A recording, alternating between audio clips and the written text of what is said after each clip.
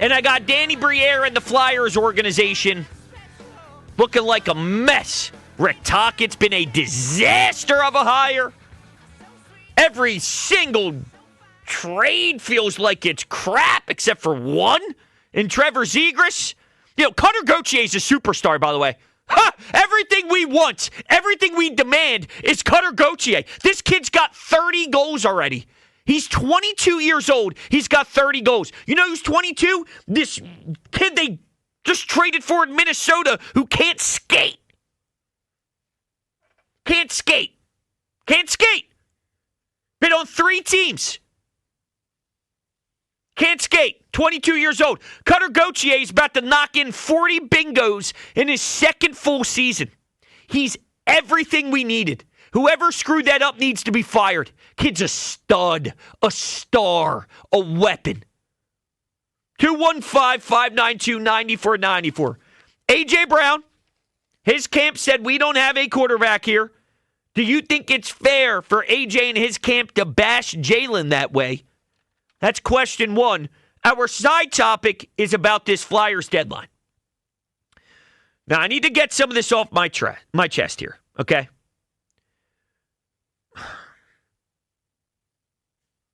Where do I begin?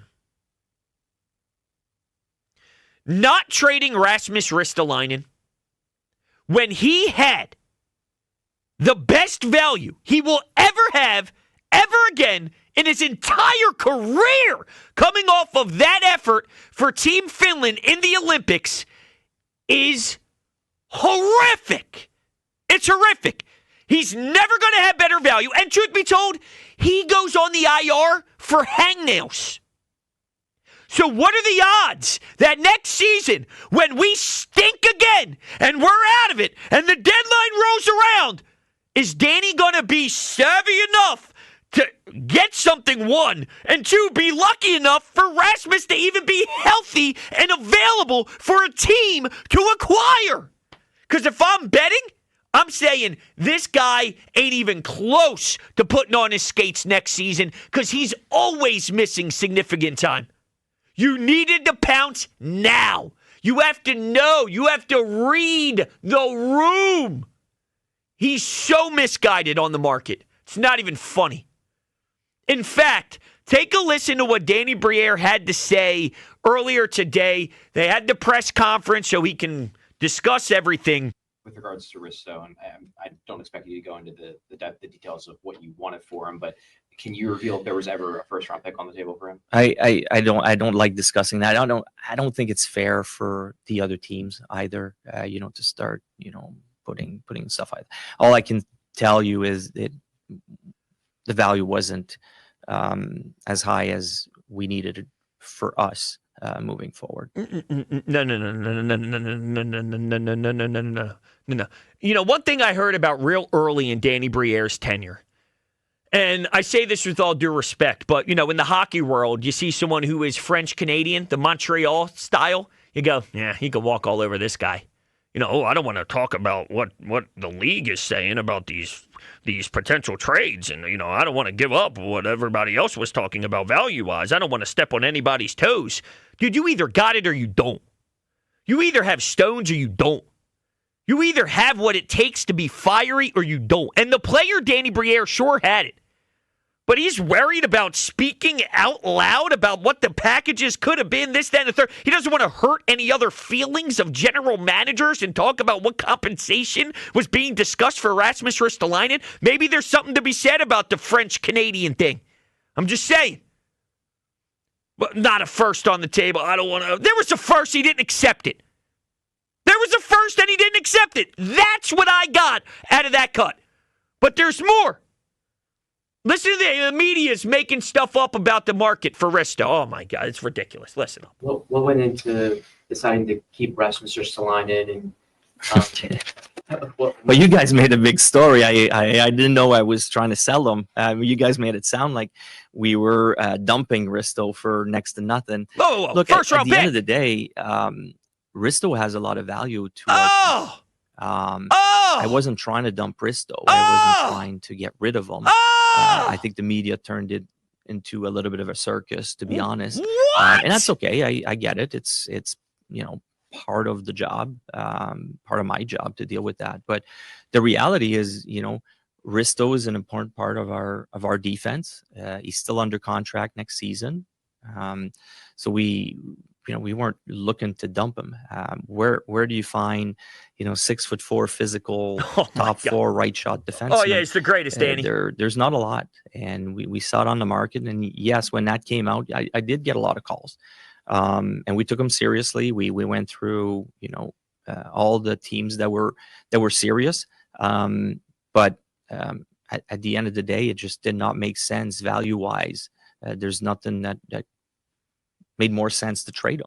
Dude, no way he said that out loud. Like, now he's implying that we didn't even want to trade him. Why? He stinks. You get a first-round pick. He's not good. If he was good, he wouldn't play 800 NHL games with 0 playoff appearances. He's never played in a playoff game in his life. He's been in the NHL for 800 games. 800. He's not good. He's not good. He doesn't give you value. He doesn't make you better. He doesn't help anybody on your team. He's not good. Your power play sucks. He's not good. He's not good. So what did you want to keep him for, Danny? The market was ludicrous with first-round picks flying off the shelves for everybody. Justin Folk went for a first and a third. The market was there. You botched it. You valued his presence more than you valued the ammo. So he's misguided, and he's not reading things properly. And that eats me alive. This is a disgrace, ladies and gentlemen. This is bad. It's bad. It's Chuck Fletcher. It's all the same crap. We have people who don't know what they're doing running the organization again. And I'll say it again. I like Danny Briere, the person. I think he's a great person. I mean that from the bottom of my heart. But I got to get my hockey team back. So unfortunately, shots are fired because this is unacceptable. Those answers right there, to me, he doesn't want to say things publicly. He wants to dance around. He doesn't want to have other GMs upset. What? I don't give two damns about other GMs in this league and how they feel about what they're calling you about with Ristolainen. Like, I think he's a little, what do they call those things? The little dolls with the strings and the little puppets. And it's like, we got Briere over in Philadelphia. Hey, we can make him dance, make him dance, make him dance. That's Danny, make him dance. That's what we got. It's disgusting. And now with Juracek, the 22-year-old defenseman you traded Bobby Brink for. I don't have a problem with moving on from Brink because you do have so many wingers. But don't sell me this kid's a sexy project. He's not. Just because he went 6th overall. There's a lot of guys, as you know, who get drafted very high, and they're not good. You can't speak on one side of your mouth and say, you can't find right-handed defensemen in this league. And then it's like, here's this 22-year-old, can't miss 6th overall pick who's been on 3 organizations in 4 years. He's a project. And one not to be excited about. Maybe he's a 5th defenseman. Maybe he's a 4th defenseman. Guess what? You can find a 5th defenseman anywhere. You found Nick Sealer. Nick Sealer. Guy's been here for a decade, it feels like. He's just the bottom of the lineup guy. He might be a bottom of the lineup guy. He's got a good shot. All right, maybe the shot can help the power play. But, the power play's the worst in the league. It's awful. This team is a mess. This team is so bad. And they're set up poorly. They've drafted terribly. The list goes on and on. So that's how I feel. The Dvorak signing costed you a potential first-round pick this deadline. You could have walked away with a first-round pick for Ristolainen, a first-round pick for Dvorak. And if you wanted to sell the fan base, hey, who we traded Bobby Brink for was a top 6 pick. You could have sold the fan base. We got 3 first-round picks at the deadline. But hey, everybody, welcome back Rasmus Ristolainen next year. Get your tickets. Come on down to the Xfinity Mobile Arena. 215-592-9494. Do we have some yoga music or anything like that we can dig up? Like some calming, soothing music. Something. Let's see what I got. Because I actually think my heart is pumping so fast that I'm worried.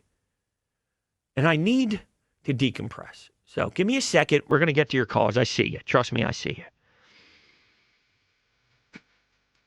Okay, this works a little bit. Go ahead. Let it play. Worry about a thing. Sing it to me. Every little thing, it's gonna be all right.